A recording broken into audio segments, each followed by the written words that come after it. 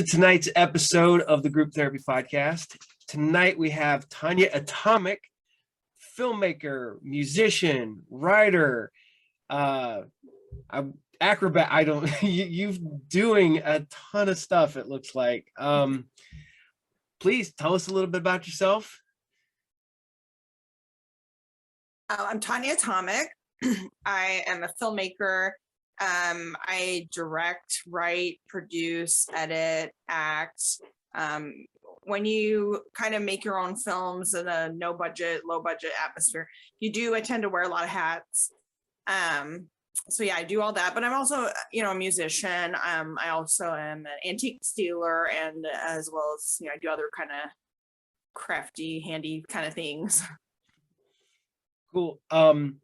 I found you because I know this is gonna be bad. I found you through Facebook on people you may know, and come to find out, we have a lot of people that we know together.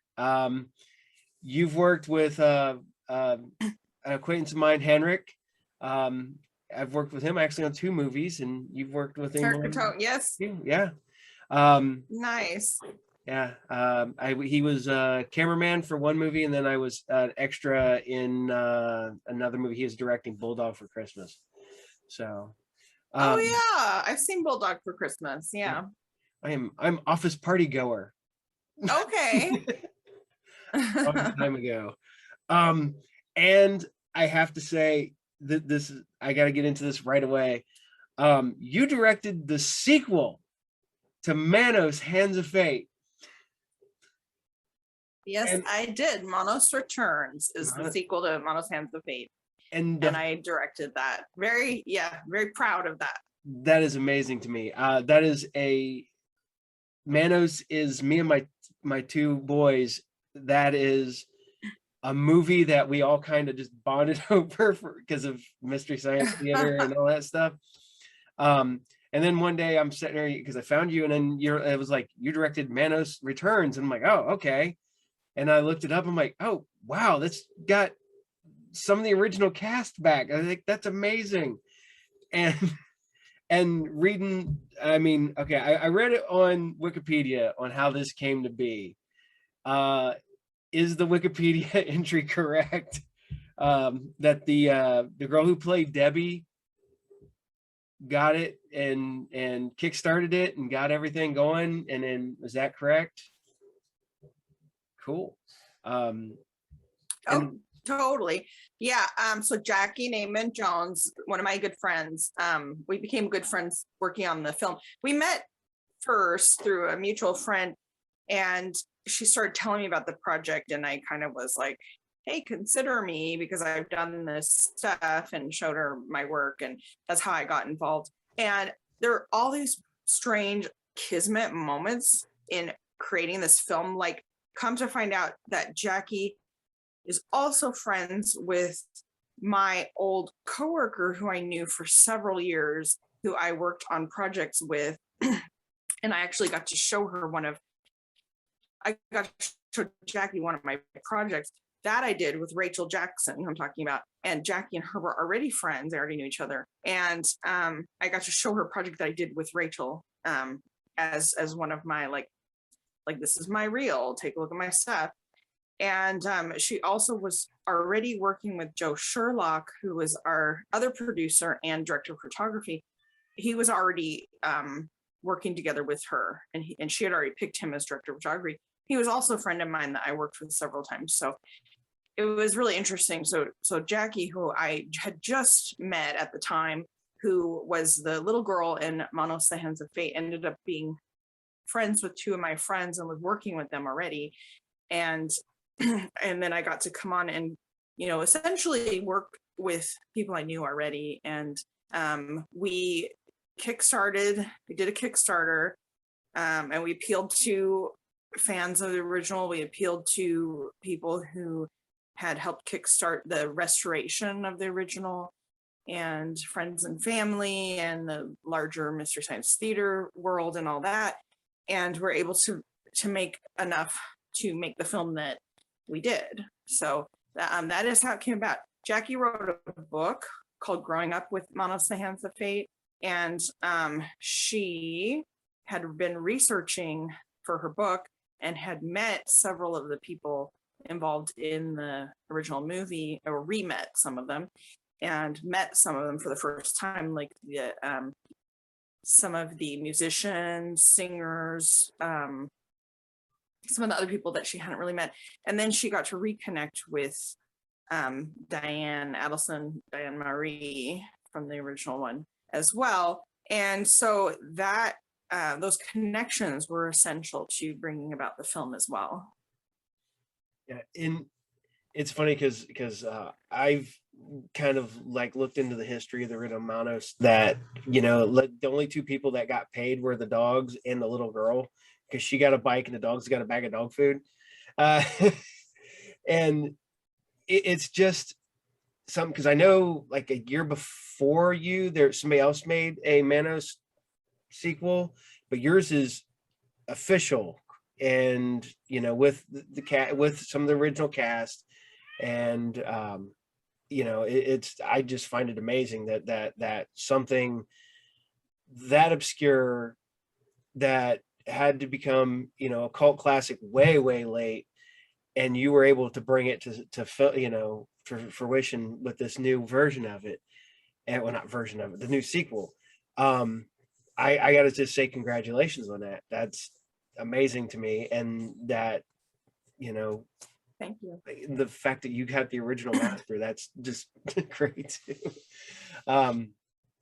Now, when, you know, with going through all that stuff, did you, you know, have any issues with anything? Did you have, you know, run into any problems or anything making it, or was it, you know, just one of the ones that you said it was kismet? Did that just kind of all fall into place kind of all throughout the?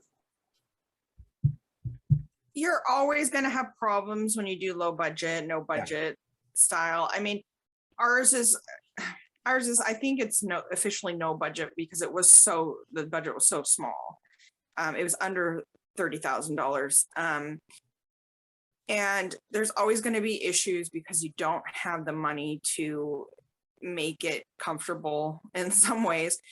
You know, there's 4 producers, me, Rachel, Joe, and Jackie, and we all had to wear several hats and take on many roles, not just producing, not just directing, that kind of thing. And you know, it was hard. It was a lot of hard work. We were putting in a lot of long days. We had some, you know, close call moments where it was like, okay, we all have to scramble and make sure we get all the footage, you know, like on set, we all have to scramble and make sure we get all the footage we need with this one actor, you know, this certain day or the next day, because there was a location issue or whatever, and we have to do it all here, and we have to keep working until because that person was leaving in the morning, that kind of thing. And so we had a lot of moments like that where it was like, okay, we have to get this thing because we're doing this, and this is happening, and there's logistics issues, and we're losing this person here, or this person's going to come in, someone has to pick them up, and all of that stuff. And yeah, I think the number one issue that we had was with sound, was with audio. We did have those logistic issues, like I said, but luckily we all were flexible, and we were all like this big moving unit, so that we were able to get things done. But what we couldn't control was the audio for the external shots. We had one day where there were swallows chirping. I mean, they were super cute. There were these baby swallows in a nest at the location at the exterior of the lodge. And, you know, they were chirping and chirping. And then we had also some exterior shots where people in town knew we were filming. Small town, not very populated, but people would come drive by, and then they would circle it back again because they wanted to see what we were doing. And so we would get that audio of the traffic coming through. And we had, you know, there's only so much we could do. We had somebody standing at the end of the road, not letting people through, and yet we could still hear, you know, down the lane. So we had that issue, and then the birds, and then, you know, a few other automobile type things. And then all of a sudden, we think we got it, and then turkey vultures start going and they start squabbling or fighting. I don't know what they're doing, but they are loud. Oh I yes. don't know if you ever heard turkey Yep. vultures. But so yeah, so the audio issues we couldn't control, and we often had to stand there for extreme lengths of time until we could get the right atmosphere for the audio. But you know, we still soldiered through, and you know, we did it. Cool. You could have done what they did with the original, just no sound, do it 30 seconds at a time, and dump everything in later. You know, that was a conversation. We were like, we had decided at the beginning that we wanted to make it as technically well as possible with the money we had and the talent that we had, and try to do like a proper technically well movie and not fall into that trap where we're making mistakes on purpose. But we do a lot of nods to the original with driving scenes and that kind of thing. But we try to do it in the way where it's makes sense in the film and it's done technically well. So we were balancing a lot of things, and I think for the most part, I think we succeeded. Yeah.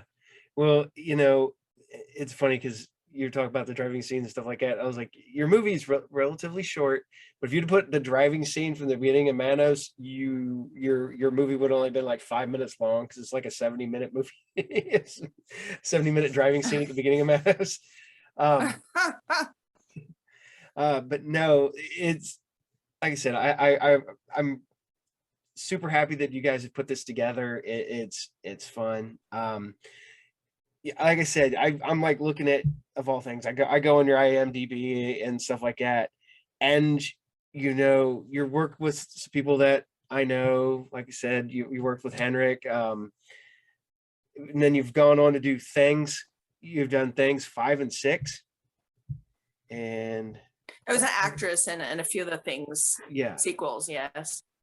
that's no. Which do you prefer? Do you prefer to be an actress, or do you prefer directing? Do you prefer writing, or do you just like have fun and wing it, go through all of it, just have at it? It's really different.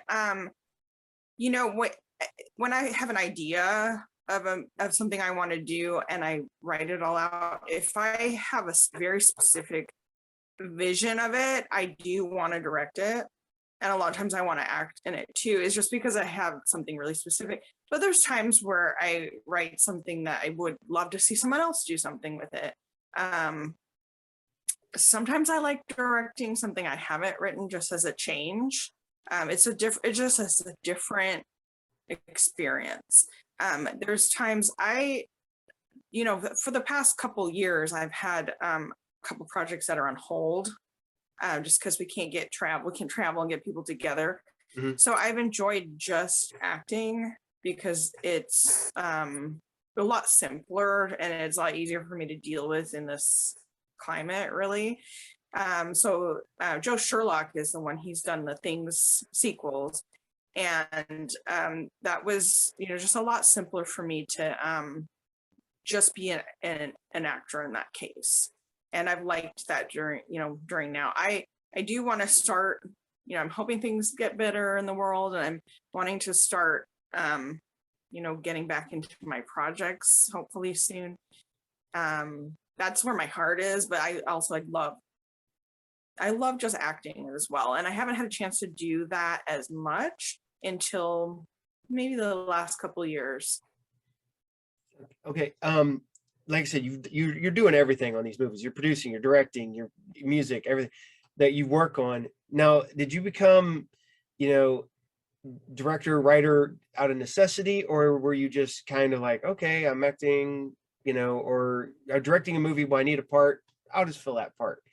Or or I need music, so I'm going to make music? Or did it all just be individual things that all kind of came together under one umbrella that is you? Well, sometimes it's been out of necessity, just because I do the low budget stuff. I'm super independent, and that's what ends up happening. I'm not independently wealthy or anything, so that's how it ends up. But yeah, sometimes it's out of necessity. I mean, often I have been thrown into roles that I didn't even plan to do because someone wouldn't show up, kind of thing. So that's definitely happened. But there are times, well, the things that I do, they have just grown naturally out of my own interest, because I do have an interest in acting, and I am a musician, and I was doing music since I was like 4.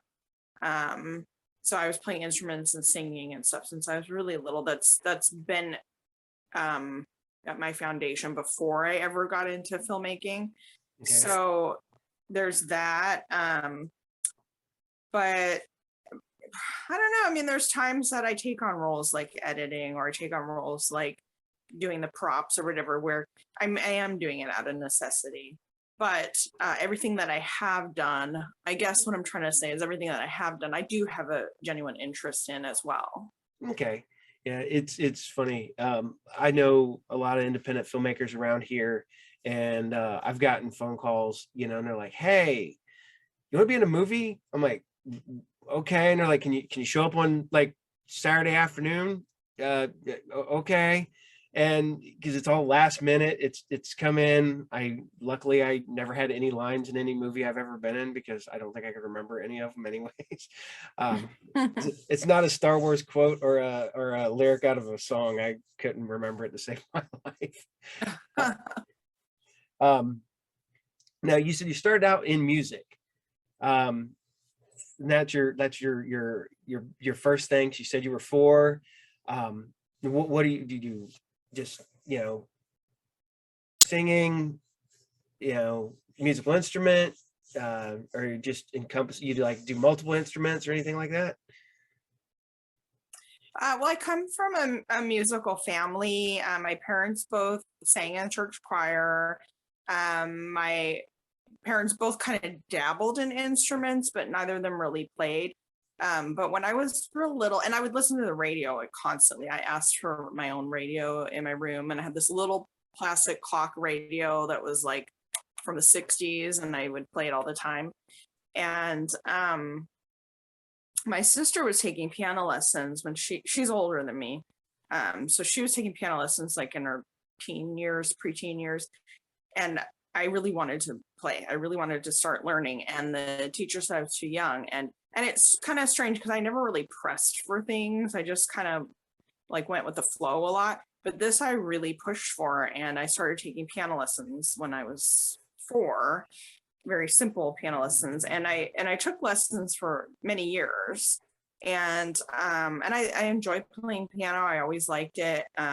But I always had a problem. My same problem was I never like played the same thing with both hands. I would be a little off time with one hand. And I just always was like that.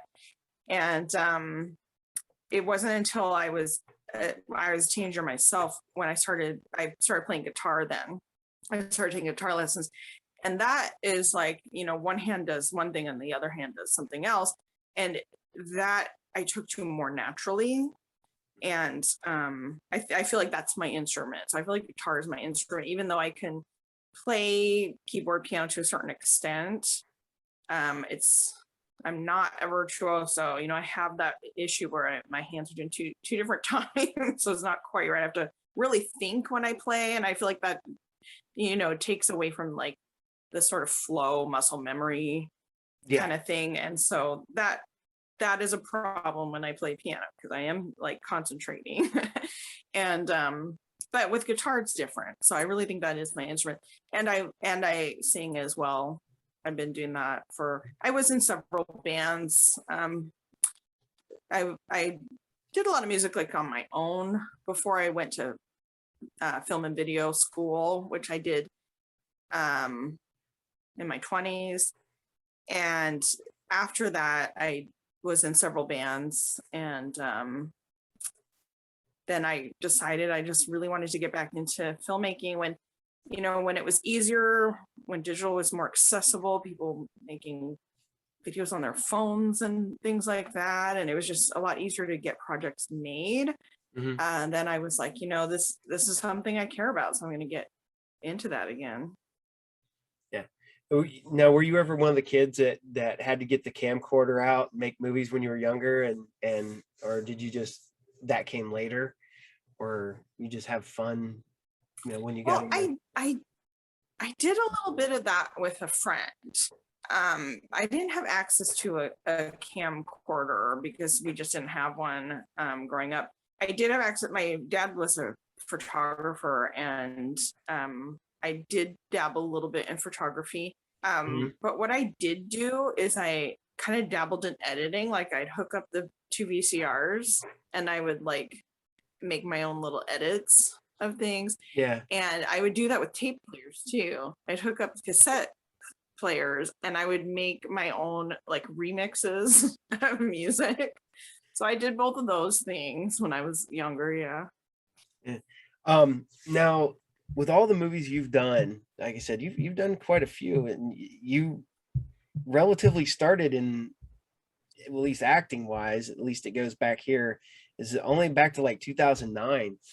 Did you do anything before that? Did you do any independence? Or I know you do, all you do is independent stuff, but was there anything that isn't listed on here, or anything that you're, I guess anything, any lost stuff that doesn't You appear know, on? Yeah. you know, 2010 is when I said I made that decision to really jump back in, Mhm. get back into it and get serious. And, if not get a professional job in a way, if Yeah. not that, at least be making my own stuff that I'm putting out in my own way. Mhm. And 2010 was when I made that decision. So 2009 is probably right. I did do a student film in when I was in college. That was, I think, 2000.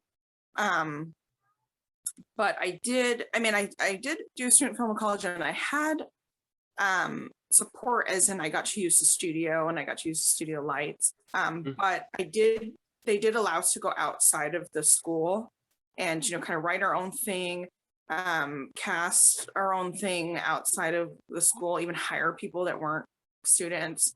And I actually did win a grant for part of the budget. And that was, I think, 2000. So that was my very first kind of foray. It was cool. It was 16 millimeter film.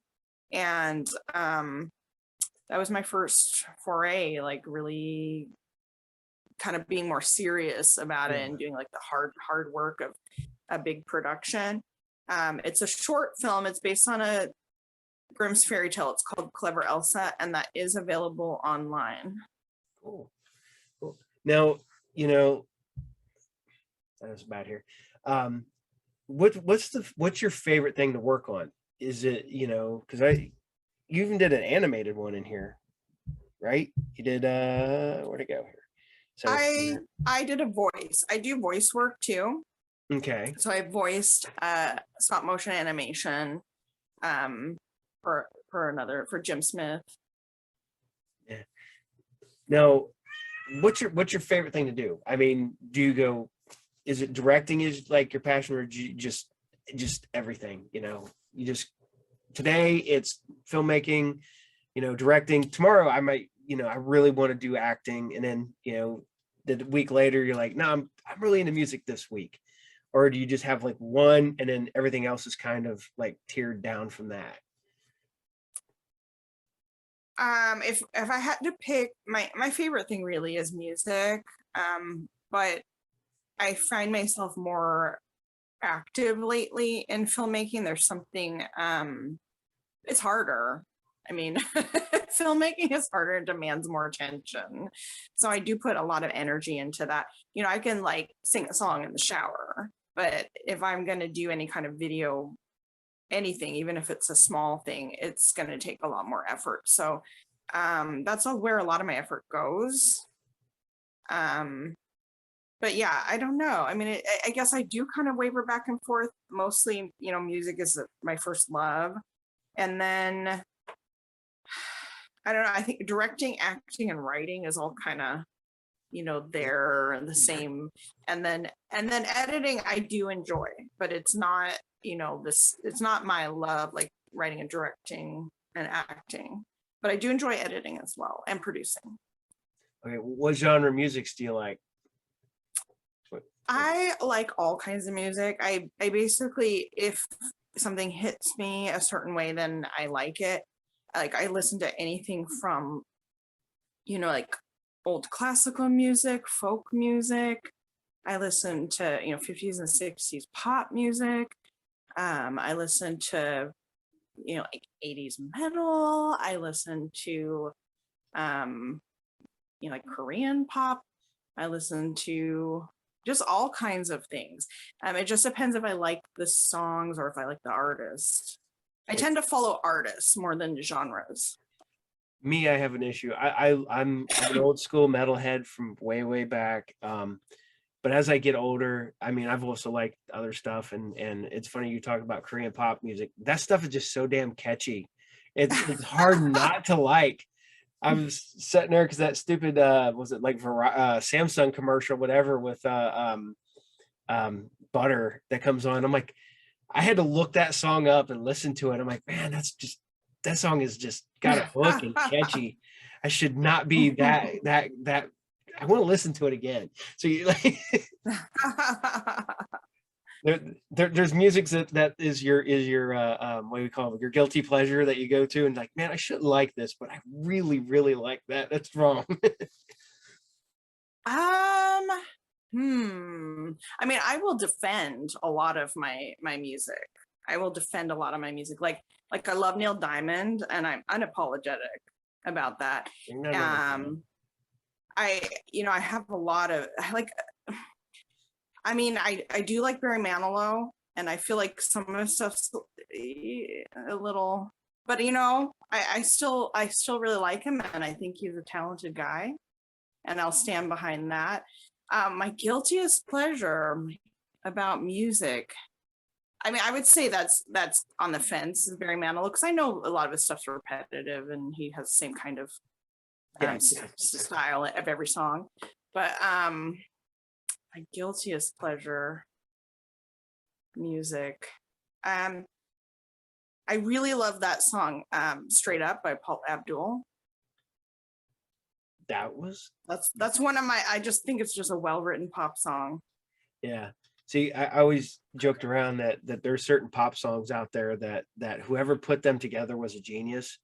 Whether the singer was very good or not, whoever came up with the hooks, the beats and all that stuff, you're like, you can't not catch that. And it's like, it's stuck. Like, my guilty pleasure a few years ago was Kesha. That music would hook, and it would just, you'd be like, okay. And then it didn't help where I worked, you would hear it like you're 5 times. That's stuck in my head. Okay. Yep. Yeah. So, all right. Guilty pleasure movies, genres, See, I'm telling you, in the same way, I will love something and I will be unapologetic. I will say that Medea is some funny shit. And I don't care if anyone thinks of that. My guiltiest pleasure, though, I would have to say it would be like erotic thriller type movies, like Lifetime original movies, Hand That Rocks the Cradle, Poison Ivy, that kind of stuff. I love those movies. And they're so smutty. I call them smutty movies. Oh, yeah. And sometimes I'm just in the mood for a smutty movie, and I love those movies. Well, the other day at my shop, I got Poison Ivy 1, 2, and 3 on VHS in a box of stuff. And I was like, yeah, those are going over here. I'm going to keep these. Oh, yeah, I've seen them all. Yeah. And my wife's is... I'm with you there. Yeah. There's my wife's big guilty pleasure is she watches the like the Christian movies with like the Left Behind and stuff like that. And I just look at her and I'm like, she's pagan and she loves watching them. She goes, they're just so bad. I can't help it. She goes, I don't make fun of the dumb shit you watch. I'm like, yes, you do. but I'm the first person that anytime they come through the shop or whatever, I gather them all up on DVD or Blu-ray and I bring them home so she can watch them. So That's funny. But you know, if you okay, I asked this one. You can hire any person to be in a movie, no budget, just no, you know, money's not a problem. Who are you hiring? And it could be anybody. It could be actor, musician, you could director, writer, whatever. You know, I would have known this answer to this question. John Hurt is my absolute favorite actor of all time. I every time I see him in a performance, I feel moved. I just think he's so wonderful. And it would have been him. But unfortunately he's passed away. But I feel like he's definitely someone I would always have wanted to work with. So John Hurt's legitimately in like 3 of my favorite movies, so I got to agree. I mean, you know, I love him in Alien, Brazil, not Brazil. He was also in Spaceballs. He was in Doctor Who. He was in, you know, I'm like, God dang, I gotta agree. He's a great actor, and I phenomenal. Don't blame me on that one at all. All right. Genre of movie that you have not worked in yet that you would love to work in.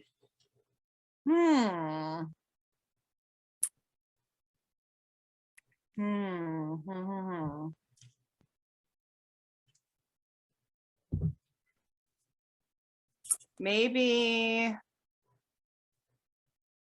fantasy. Unless you count Manos Returns. I mean, it's fantastic. You already did that, and it is a fantasy. Oh, you know what? No, I will answer. Except for I did audio for a movie called Bug Wars, but let's say science fiction. I've never really been able to sink my teeth into something that's pure science fiction. Would you like to direct it, act in it, or write it? I would say any of it. Probably act in. Big epic space opera, or just yeah, that'd be cool. What's your favorite project you've worked on so far? Or do you have a favorite? Manos Returns. Manos, okay. Yeah, it's not just that it's Manos, but all the people involved were so wonderful. I mean, we all got along really well, and a lot of us became really good friends, and we're still close. And people who I didn't become friends with, I still have some sort of connection with, whether it be like on Facebook or just say hello every now and then, or I feel a kinship with everyone who worked on it. It was a wonderful experience being with everybody. There was just a lot of love going on, a lot of connections, a lot of family. Like I was saying, how there was a lot of kismet going on the production. I mean, we had somebody. So, okay, just for example, so Christopher, who played Jay, he had met Jackie years ago in El Paso, and he got cast because he met Rachel, and because he was interested in puppets, and Rachel has a puppet company. So he became friends with Rachel, and then Rachel asked him to film our Kickstarter video because he had offered that at one point. He said, if you ever need a camera guy. And so he filmed our Kickstarter video. And from there, we talked to him, and he was like, hey, if I'd like to audition, this and that. And so we're like, okay. And then he ended up auditioning, and he ended up getting the part, and he ended up working with Jackie and becoming friends with Jackie, whom he met years ago, which was so strange, like in a whole other way. And didn't come to the project through her, came to the project through Rachel and I. So there was that connection. There was, I can't remember who it was, but another one of our actors ended up knowing the person through a family connection that at the Airbnb that he stayed in the small town where we were filming. but from a totally different place in the world, you know? So that kind of stuff kept happening. There were all these connections, all these personal connections, and people just were loving being there. We all got along, we all clicked. When we had our first read through, everyone just clicked together. It wasn't awkward, it wasn't weird, it felt comfortable. It felt like we were doing what we were supposed to do. People fell into their roles. I mean, it was just, in that way, it was one of the easiest productions I've ever been on, because we all were just on the same page or something. We were all connected, and like I said, people were falling into their roles. People were doing such a great job. People were trusting each other, and it was a really wonderful experience in that way. Now, this is I got to ask you, is you're a director and an actress and stuff like this. When you act in a movie that you don't direct, do you ever look, be like, hey, try to get tips, or do you ever feel like, oh, I would do it this way, or you just look at the Never. vision and go, nope, that's how it goes? Yeah. If I'm acting, I'm the actor, they're the director, and I'm following their directions. I would only ever give tips if somebody was open to it or asked for it. I mean, with Joe Sherlock, no, he knows what he's doing and he knows what he wants. And I'm just there, he tells me what to do and I do it, basically.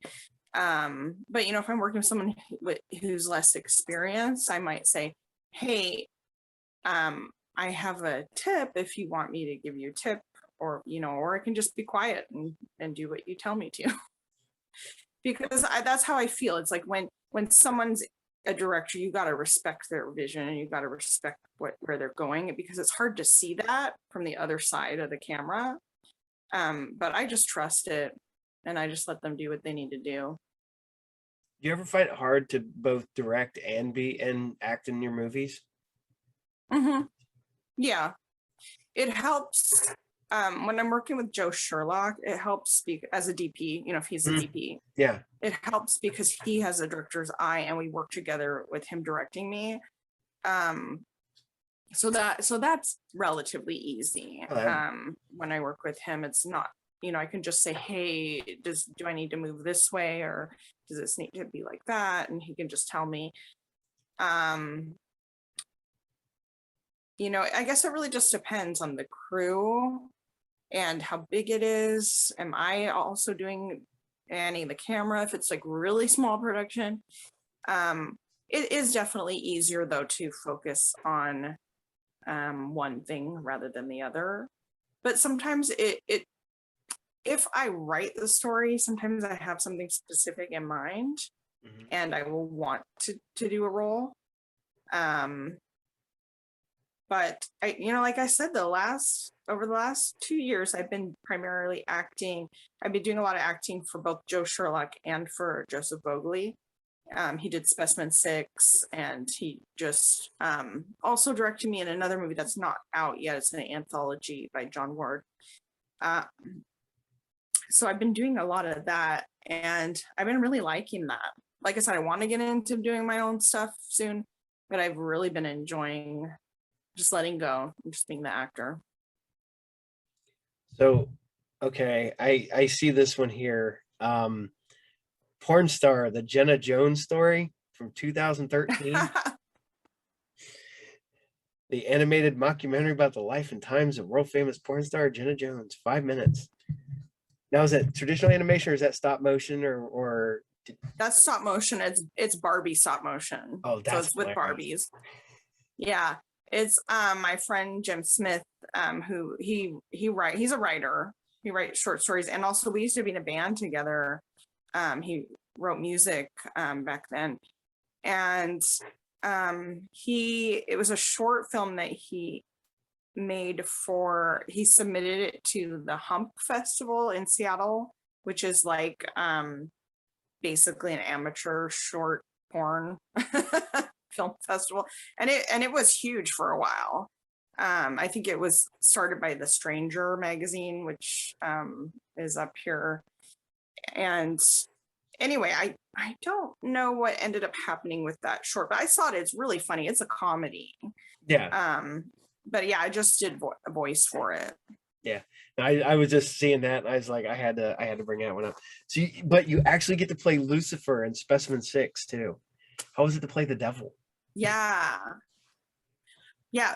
Specimen 6 was one of my funnest acting experiences. It was one of my most challenging. There's a lot of dialogue that I had to memorize and understand, and it wasn't simple dialogue either. And then I had to be a character that is not me, very different from myself. And I got to be in makeup, like full face makeup with some prosthetic work, a little bit of prosthetic work, and then a little bit of body makeup and stuff. So that was really fun. That was really cool. And yeah, I just enjoyed the challenge of that role.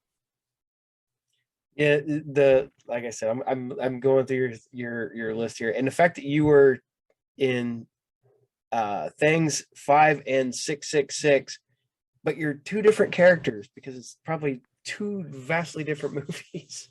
If it's a Things movie. Yes, I'm in the upcoming. There's another Things coming out soon, and I'm in 3 of the Things sequels, but I'm not the same character. It because you've seen some of the Things filmed are all anthologies. Yeah. And so each short is different, and it doesn't have a through story that goes through the series either. So every film is different, every short is new. So yeah, I just play different characters in the different ones. And you were talking about your bands and stuff. What genre of music do you play in your bands? Or your bands? It's mostly like, I don't know what I'm saying, like alternative rock kind of stuff. I had one band, we were sort of like electronic dance, 3 keyboard players and drums and a bass. And so yeah, I do a lot of dancey, a lot of rock kind of stuff. Now, I have to ask everybody this because with everything that happened over the last year with the pandemic and stuff like that, did anything you working on just kind of get scrapped and thrown aside, or were you able to actually get to everything? Or at least No, I was in the middle of a couple projects that are sadly on hold and have been, I actually had a schedule for April to film, and we had lockdown. And so that was the first lockdown. So this was almost 2 years ago now. And we had to cancel everything. I'm like half done with that project, and I have to get back into it at some later date. It's going to be weird to do it, but we already have it half filmed, so I'm committed.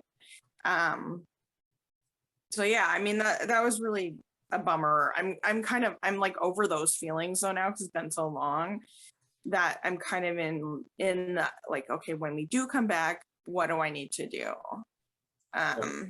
So nothing was scrapped. Yeah. You're just paused, and we're going back to pause. It. Put a pin in it. Sorry, my cat's running back and forth on my lap. Yeah, might have been running around behind me all day. What's your cat name? His name is Max. Max. Oh, mine are Lucy and Matt and Maze, and they were right behind me. Now they're gone. So I saw, yeah. Yeah, I did an interview with somebody, and they're just stopping to go, "Do you have cats?" And I went, "Yeah," and they're like, "Good." I want to make sure your toys weren't moving on the shelves because that would have just been weird. I was like, "No, I don't have any cats." And my cat's wife's cat's name's Lucy because we were watching Lucifer, so it's Lucifer and Magic. Oh, okay. Yeah, so we're real original on our cats' names. So, all right. You with all the movies you're out, where can you get your movies? I know Manos is on Prime right now. not Prime, but it's on Amazon Prime for purchase or rental, I believe. Oh, okay. Yeah. It's on some other streaming sites, but I don't know them all because we went Okay. through a distributor or whatever. So you can also buy Manos Returns on DVD off of our website, manosreturns.com. So that's an easy way to pick it up. There are some of my other films are online streaming. You just have to look them up. Some of my, my short films are on my YouTube channel, and it's just Tonjia Atomic, Tonjia Atomic, and a lot of my shorts are available there or at my Vimeo. So I have some shorts on both. Okay. Hobo with the Trash Can. I'm not sure where it's available now, but it was online streaming. I don't know if it's still online streaming, but I know that we should be having a DVD soon, available soon. And then let's see. Things, the Things series, that's available through David Sterling. Specimen 6 was available through SOV Video, SOV Horror, but now I think it's online. I think you can rent it online. I would say everything's look upable. If you can't find my films online, I don't know, send me a message or something. Send me an email. I don't know. But you should be able to look it up and find most of my stuff streaming somewhere. Now, that's cool. Are you planning on doing any cons when everything gets better, or are you just gonna go right back into movies and get that done first? Or I don't know. I mean, I feel like there's so much that I don't know what's gonna happen, or it'll just be like a starting fresh kind of. Mm-hmm. So I don't really know what's going on. I know I want to jump back into some of the projects that I've had to pause on. So that'll probably be my first priority. I completely understand that. I paused a project I was working on going into pandemic. Then during pandemic, I had to completely redo it. I've told this story 1,000 times. I wrote a movie, was planning on shooting 2020. Everything hit. While I was sitting there watching Amazon one night, found a movie that was really close to the movie that I was writing. Whoa. So I had to just can everything everything but about 70% of it had to get tossed. But then people who've read the script for the new one like the ending a lot better. So I'm like, okay. So now I just got to have the time and the effort and to put into that. But my luck, it'll just go with all the other scripts I've written, and I'll just set in a notebook somewhere for a decade before I actually go, I wrote something. Because I got back into doing this. I encourage you to go forward. I encourage you to go forward with those. Thank you. It's one of the ones where it comes down to time management. I mean, I own a comic book store, and I have a son with autism and a wife, and it gets really busy in my life. So shooting, I would have like one day a week where I'd be able to shoot, and then the following Sunday or Thursday, 2 days a week, I might be able to shoot. But I have an anthology I'd worked on before that, which I thought about just going to that because that would be easier to be able to knock out something in 2 days and go back to it later. But I do this instead. Well, if you can always start small, the 5-minute thing, or there's also those like, what is it? There's like the 15-second horror festival or something like that. I mean, if you don't have time, you can always do something like that. And trust me, I know people that make movies that it takes them a year to do, and they're doing like one weekend every now and again. I mean, that happens too. Yeah. See, I thought about, since I got the YouTube page up, I'm doing this. I do my Saturday morning cartoon show. I thought, man, maybe I should just go ahead and do little shorts and then put them on there and just, have fun with it. So I don't take it seriously anymore, but we're getting close to the hour here. I don't want to get too much further. I keep watching. Like I said, you're amazing. I mean, like I said, you are writing, you're directing, you're doing music, you're producing. You just said that you even did you were even prosthetics as Lucifer in The Devil. That's cool that you're able to, just do that much. That's amazing. I mean, because I don't know how some of you guys, like Henrik, that kid is pounding out movies constantly and constantly working and stuff like that. But I'm like, I don't know how he does it. I mean, actually, I kind of know how he does it, because I think he just turned 30, so I'm almost 50, and I'm getting slow and old. But yeah, sorry. No, go ahead. Sorry. The filmmaking, I mean, I say music is my first love, and it is, but filmmaking is like, I don't know, I want to say it's like a disease. It's like I got bit by this filmmaking bug, and I don't know what to do to get rid of it. It's really like constant in my mind, constant in my life, and it's the kind of thing that like eats away at me until I'm making the thing. And I find a lot of other indie directors feeling the same way, in the same boat. It's like an obsession. I mean, it really is an obsession. And the only way that some of this stuff gets done, because it does take a lot of work and it does take a lot of time, and it's something that sometimes you lose sleep over, I don't know. It's a certain kind of person, and it's a kind of like craze. I don't it's an obsession. And like I said, some of these people that I know are making these movies like one day a month, but they got to be doing it, and that's the whole thing. It's like, that's why we keep doing it, because like we have to. Oh yeah, I've said this before, and it's when you get creative people with your mind that doesn't shut down, you've constantly got to be doing something and making something and working on something. And I think that's, I don't compare myself to people, because but that's what I got to do. I got to keep my brain's always going 1,000 miles an hour. And so I'm always working on something, whether it's this show, whether it's my store, whether it's my kids, whether it's writing. I've always got to be working on something.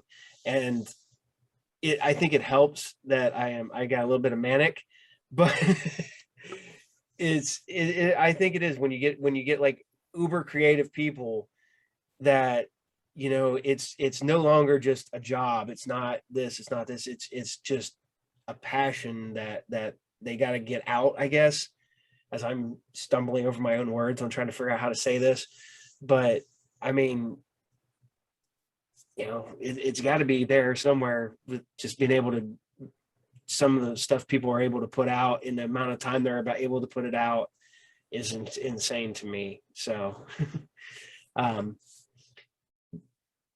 but it is what it is, I guess. I'm rambling and I'm sorry. Do you got anything that you're working on currently before we go, that you're working on right now? I do. I'm working on an anthology. I don't know what to say. I don't want to say too much, because it's like coming together right now, and so I don't want to like give the wrong information, or but I'm working on an anthology I'm really excited about. It's there's a bunch of other directors, all people that I admire a lot, and we're getting this anthology together, and I'm hoping early next year I'll have more to say about it. Okay. But it has to do with the theme of like kind of like love and then monsters and like horror and love. That's cool. That's cool. Well, I'm closing in. I want to hurry up and get this.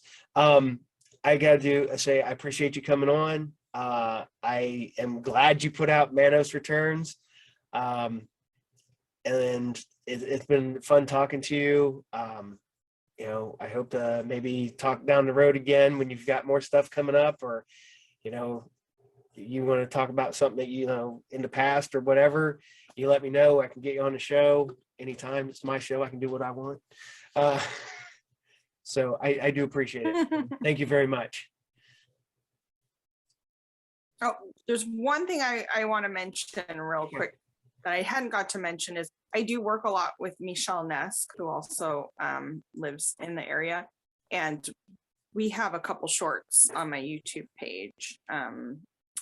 So that's Tonjia Comic on my YouTube page, Just a Prick and 333 Illuminati, which we're working on a feature version of. Okay.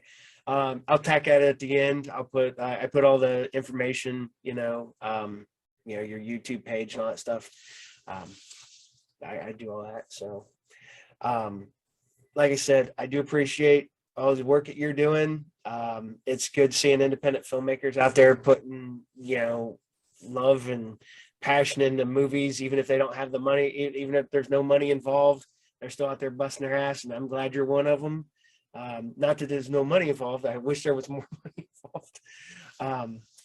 But it is good seeing, just people out there doing it for the passion, I guess, and I think it's fun, and it's just, I guess, endearing. I mean, I love that stuff. I mean, I've been watching independent films for as long as, I don't know if you remember this. I have no idea how old you are. I'm not going to ask you. Don't ask them how old they are. When you could order movies out of the back of Fangoria, because these people would sell their little movies that they put together. I don't know if you remember that. There's like horror movie magazines where you could find, you would, people would be listening. They're like, hey, do you want to see bloody horror movie, blah, blah, blah. And you send us $20 and you'd get a videotape of these guys' movies that they made in their backyard. And I wish I still had some of them. I mean, they're long since gone. I got that probably in high school, junior high. And I've said before, I'm 47. So that was 35 years ago. So VHS tapes do not last forever. But I've been a fan of that stuff since I was a kid, and just watching what people can do with no budget and just passion and friends and fun is great. So like I said, I appreciate what you're doing. I do. So, and thank you. You're welcome. I appreciate that. Yeah. So, all right. Well, I'm going to let you go. Is there anything else you want to add? Want to, tell us where, I mean, you already told us where you got your movies, but just if there's anything else you want to add at the end here. Just, if you are a fan of Manos the Hands of Fate, I would say please try to check out our movie. We nod both to the original and to like the Mystery Science Theater crowd too, so just be aware of that. But yeah, I think that we try to encompass a large fan base, and I know some people were really pleased with what we've done, so I'm pretty proud of it. I'm probably going to, hopefully this weekend, I'll order the Manos DVD, because I'll put it up there with my other Manos, because I actually have Manos on DVD, not the Mystery Science Theater 3000 version. I have the regular version. I bought it at the dollar store for $1, but I do have a DVD of Manos. What was I gonna say? Oh, what you should do is, if you ever get a chance to redo your DVD, you should do your own Mystery Science Theater version as a special feature on the DVD. All right. Well, that's a good idea. Yeah, I think it'd be hilarious.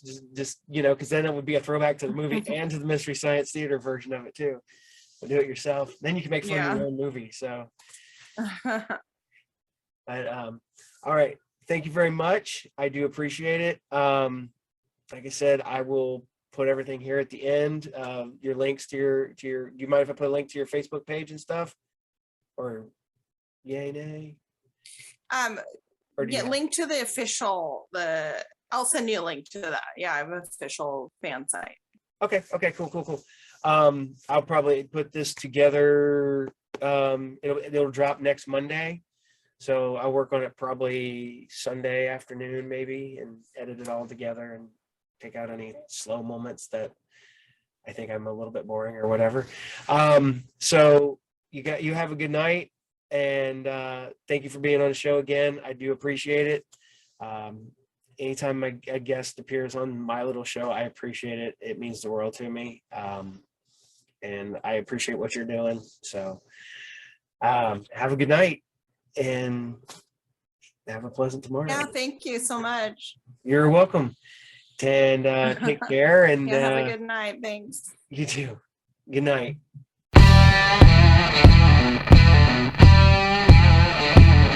I would like to thank Tonjia Atomic again for appearing on the show tonight.